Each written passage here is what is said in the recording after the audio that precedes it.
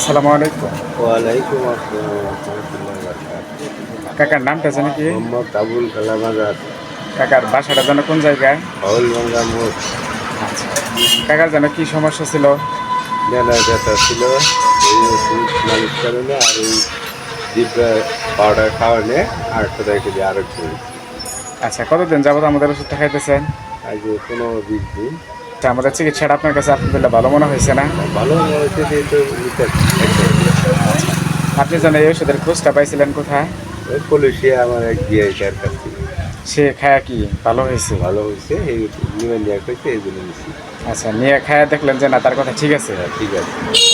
তারপরে এখানে আপনি যেন কয়জন রোগী দিচ্ছেন এরকম? 7-8টা জনই তো উঠতেছি।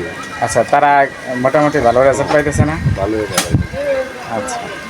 আজকে আরও 2-3 দিন নিব। ও, আচ্ছা আচ্ছা। সবাই তো হয়তো নিব। আচ্ছা আচ্ছা।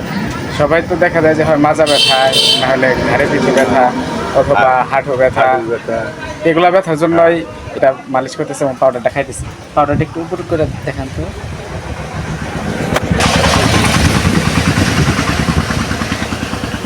ঠিক আছে, সকলে এই কাকার জন্য দোয়া করবেন। আসসালামু আলাইকুম ওয়া রাহমাতুল্লাহ। ওয়ালাইকুম আসসালাম।